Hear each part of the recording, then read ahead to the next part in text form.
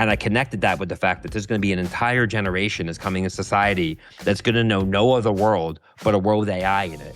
And 5-6 years from now, they're going to be entering the workforce, and their expectations and the way that they interact with other people and their employers and the way that brands interact with customers is going to be forever changed. Yo, it's the future, don't hit the snooze. AI is here giving humans the boost. Team Humans rolling, brains in the game with Dan Turchin. Y'all remember the name. People reign in the mix, no stopping the flow. Better work, better life, yeah, we're ready to go. Robots and humans, a collab, you know. Okay, let's start the show. Good morning, good afternoon, or good evening, depending on where you're listening. Welcome back to AI in the Future of Work, episode 379. I'm your host, Dan Turchin, CEO of PeopleRain, the AI platform for IT and HR employee service. Our community is growing thanks to you, our loyal listeners. If you haven't yet, subscribe to our newsletter. It comes out weekly, and you'll get some tips and some fun facts that don't always make it into the main episode.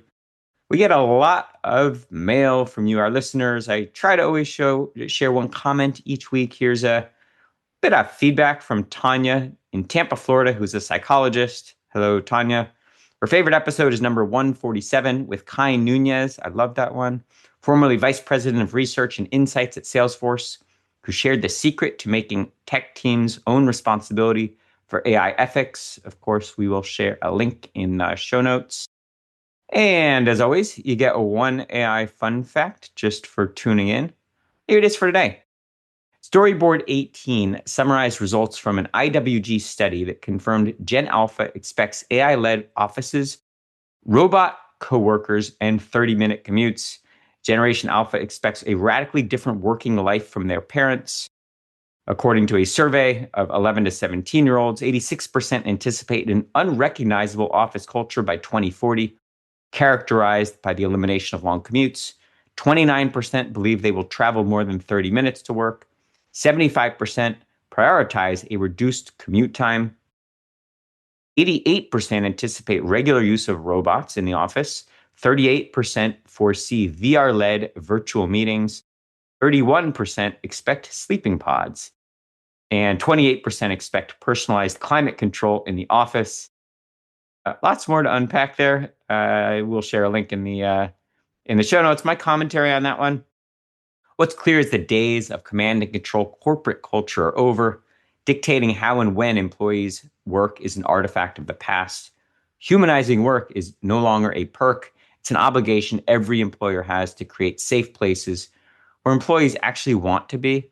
With technology enabling unconstrained productivity, companies that succeed in the decades ahead will ask employees what they need and create cultures that celebrate humans collaborating with machines. The best way to violate employee trust and cede competitive advantage is to force AI on employees rather than inviting them to make it part of their job. Start by doing this one simple thing. Ask every employee how AI can create a more meaningful work experience for them. Part of an ongoing dialogue that we have weekly on this show. Now shifting to this week's amazing conversation. Matt Britton's the CEO of Suzy and widely known as one of America's leading experts on AI and the millennial generation, having consulted for over half of the Fortune 500.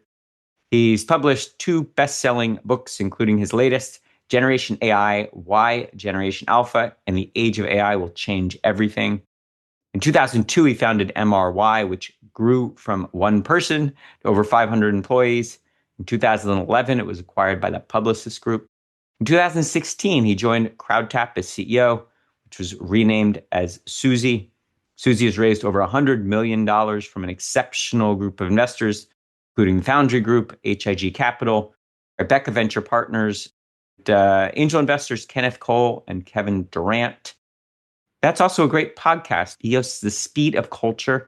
I've enjoyed listening to some of the recent episodes. Gosh, without further ado, Matt, it's my pleasure to welcome you to AI in the Future of Work. Thanks for such a great introduction. Appreciate it. Yeah, you bet. You share a bit more about that background and how you got to where you are. Well, I've spent my entire career kind of focused on helping big brands understand a new consumer, and that's evolved over time. At first, it was the millennial generation, digital natives, then it became Gen Z, the iPhone, social media generation. Now it's Gen Alpha. But I've always been fascinated by change and evolution in culture and society and how it manifests to business opportunities and business challenges. And now we're facing that unlike I think any other phase, at least in my lifetime, with the advent of AI and the adoption of AI around the world. Does that make it harder or easier for brands to connect with consumers? I mean, I think it's increasingly harder. I think if you look at the Mad Men era when there was three channels, and if you could write a big check and be on the Ed Sullivan show and there was nothing else to watch or do, it was pretty easy to build a brand. And that's why if you look at the prolific, iconic brands in America, right? Your Nikes or your Hershey's or Tide detergent, most of them were built during the kind of TV industrial complex era. Now, the new brands that have been created through incredible products, if you're talking about like a Google or a Facebook, they were product driven, where I don't think Tide was product driven. There's probably other detergents that were nearly as good. It was largely advertising driven. And I think that's a big shift we've seen. So I think it's harder unless you have an incredible product that can break through. I mean, we're doing this on Zoom. Zoom has become a verb, not through advertising, but by building a great product that filled an unmet need in right place, right time. And that's where they are. So let's say it's harder than the Mad Men era for the brand. What about for the consumer? There's a lot more noise out there as a consumer too. Yeah, but I don't know if that makes it harder because I think the consumer is now in control. So, if you don't want to watch TV commercials, then you can pay to not. If you don't want to follow people in your feed, you can unfollow them. So, yes, you can get bombarded by billboards and messages when you leave your home, but you're in much more control now in terms of the messaging that you see, and that puts you, I think, in the driver's seat of kind of commanding the information you want when you want it. AI enables these hyper personalized relationships that brands can build with consumers, but it's so easy to erode trust quickly if you make a recommendation or if you somehow violate trust with the consumer. Um, what should brands be thinking about in terms of the ways to use AI without violating that trust? It's so hard to build. Well, I think as long as you're trying to add value, you're probably not going to violate trust. I think hyper personalization is actually one of my main focus areas when it comes to building an AI because we've talked about this notion for many years, but it was very hyperbolic in the past. People talked about personalization, but you really couldn't deliver it. But now, if you're delivering an email, you can actually have a database of all your customers and all the information you know about them, and every email that's written can be run through that initial customer record. And there should be no reason why a company should be sending out a million emails all the same. It should be a million emails to a million different people. So we are entering the age of an audience of one. If you think about, again, the evolution, it used to be the 18 to 49 demographic. And then over time, it was about the interest graph. So it was like, oh, there was the cooking channel, right? And there was the golf channel. And then there was the social graph. I'm going to market to you because you're friends with these people also like this. But now we're entering the age of really personalization at scale and an audience of one, which I think unlocks the ability for brands really to deliver a lot of value. But again, they have to focus on value and not kind of exploiting them, because that is how you would violate trust. So mention just the vast number of companies, big brands that you consult with and have over the years.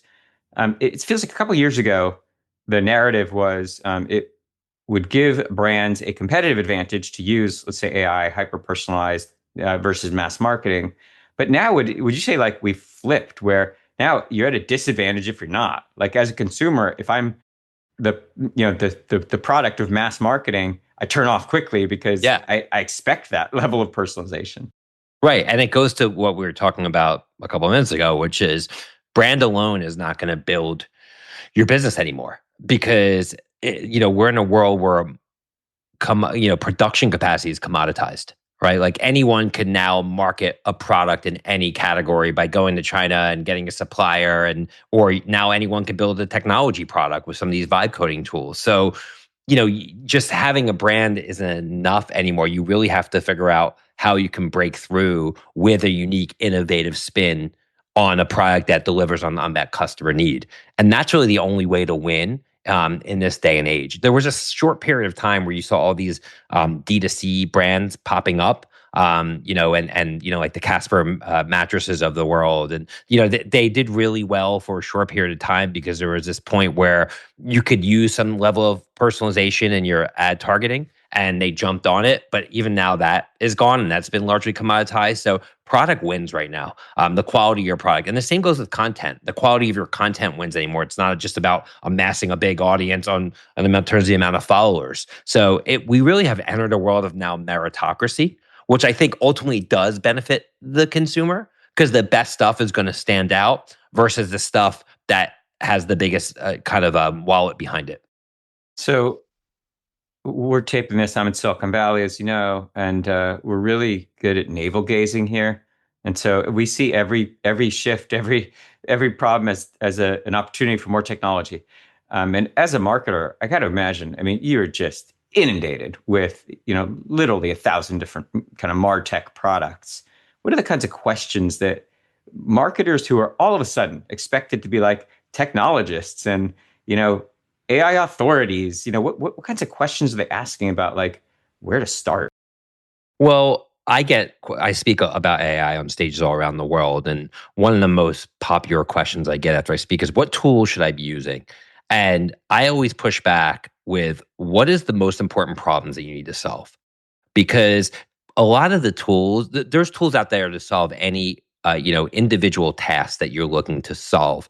But if you don't have an idea of the big problem you're trying to solve, you're going to be an inch deep and a mile wide. And when you look at your professional progress or your business progress a year later, you're not going to really have moved the needle. Where instead, if you focus on three big problems, so you think about, what is my growth limiting factor, or what is the area where I want to be more efficient, and I'm just going to focus on that. And I'm going to take one step at a time in terms of building an automation or building an agent that can help me. Well, then the tools kind of fall into place.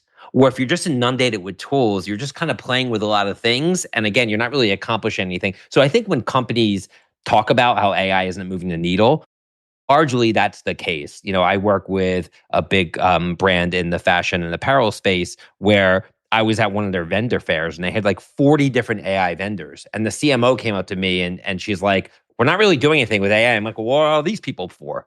And she didn't really know because basically it's like death by a thousand cuts.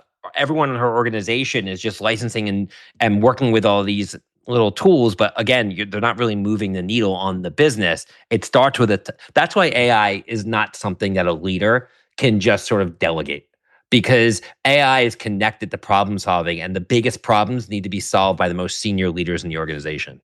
So you're talking to a lot of entrepreneurs who think that their widget, their thing in the MarTech stack is the only thing and the most important thing. How do they get the attention of the CMO?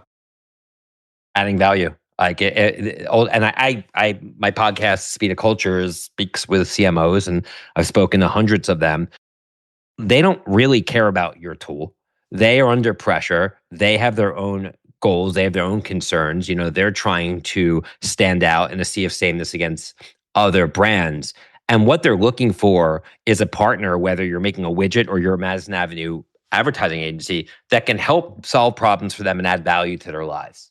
So if you're just saying, "Oh, this tool does this, and that," that's not really what they're thinking about. But if you can unlock an insight that can make them think differently, if you can tell them something about their customers that they don't know, right? Well, then you can capture their attention. And then through that value, hopefully you can figure out a way to involve your product in some type of commercial relationship. But that's what most people don't understand. And, I've been an entrepreneur now for 30 years. And I remember when I would meet somebody that had a position of power in a brand, my first inclination was always to sell or to tell them what I'm doing. And over time, I've realized that just like I don't want to hear from a random person about their product or tool, neither do they. And ultimately, if I can add value to their lives, I should focus on that. If I can add value to their career and their business, I should focus on that. And there's no guarantee.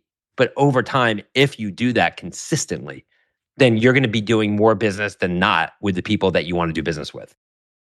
What's true in business is true in life. I frequently tell my kids, nobody cares how much you know until they know how much you care. Yeah, And it's certainly that's a good. right. It certainly connects. I teased in the opener, new book you published recently, Generation AI. What's the Yep. thesis? Kind of what inspired you to Sure. write it?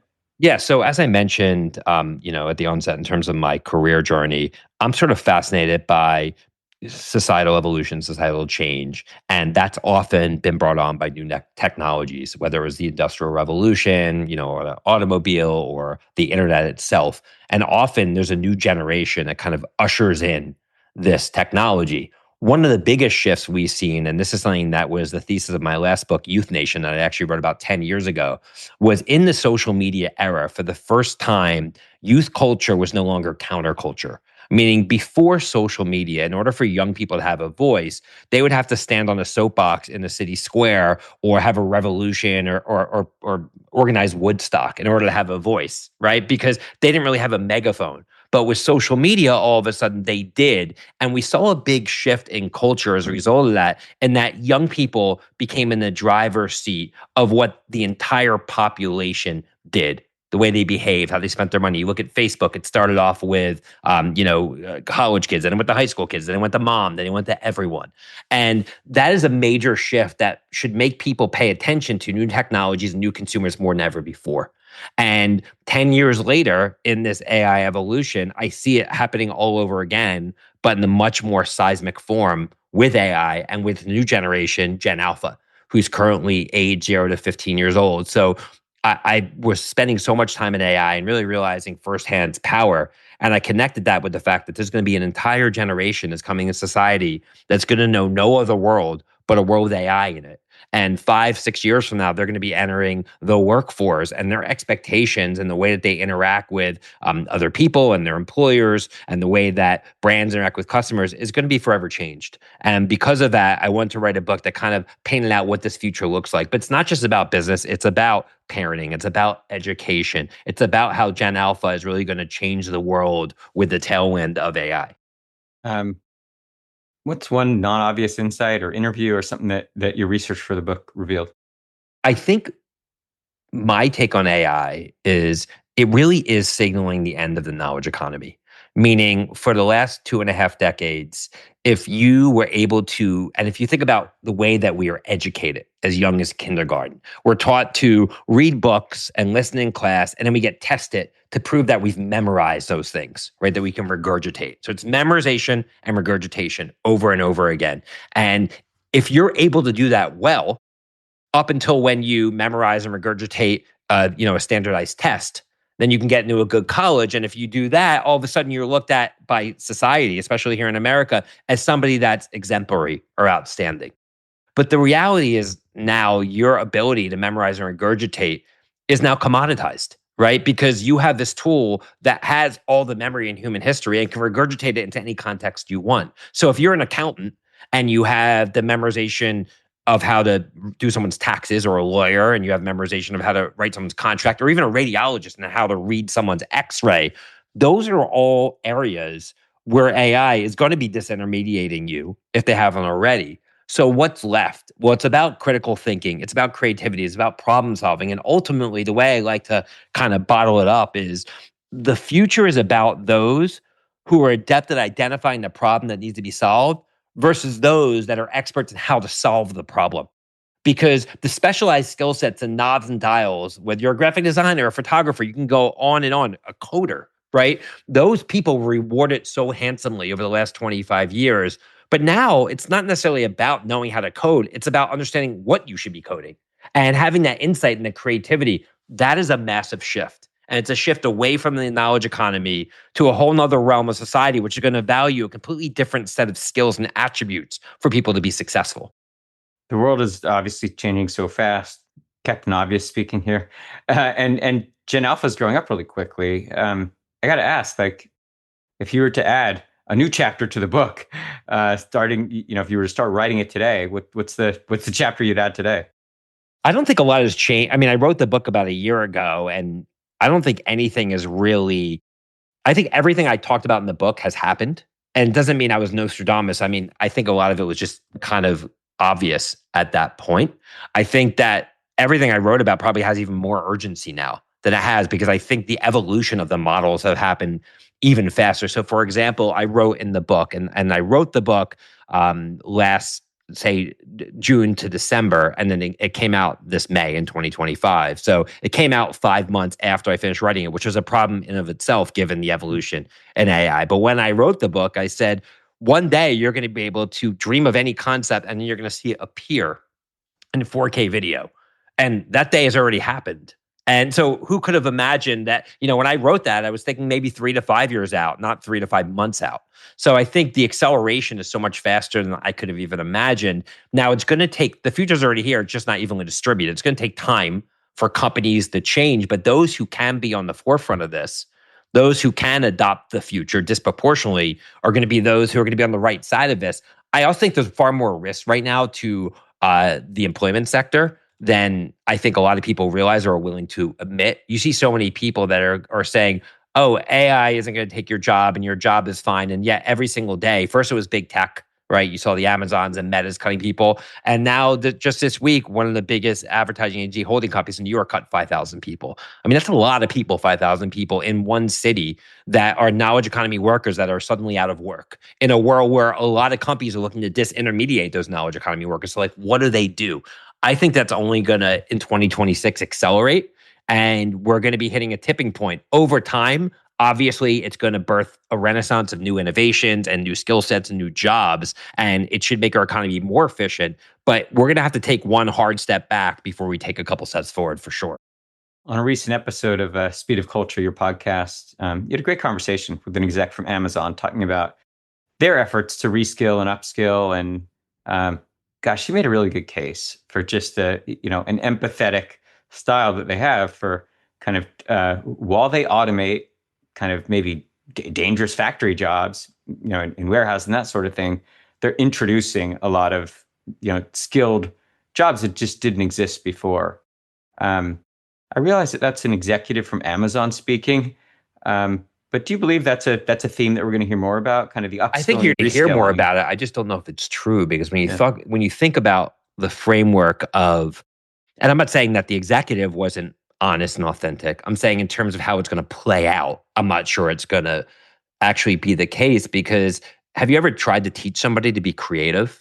Or to teach somebody, it's very hard to do. And if you come off a mundane routine job, like working on a factory floor or being a data analyst, or frankly, even being somebody who is an accountant, and like your brain has been taught over decades and decades to do things a certain way. And now all of a sudden you have to exercise that left brain that it's very hard to do. And that's why as a parent, I have 2 small children. I try to infuse creativity into everything we do.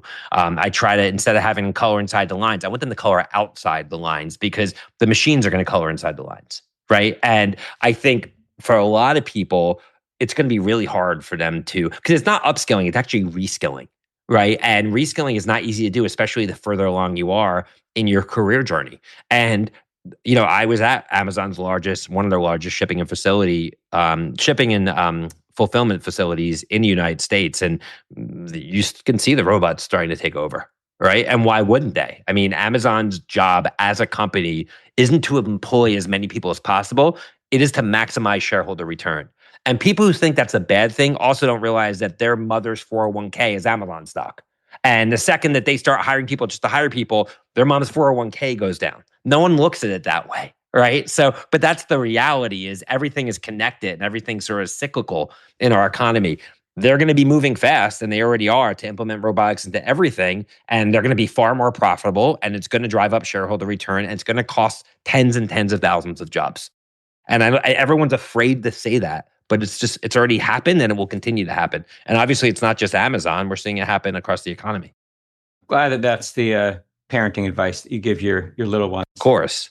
Well, I'm living it myself, right? I'm going to be on the right side of the AI evolution. And I want to impart my wisdom on everyone who will listen to me, especially my children.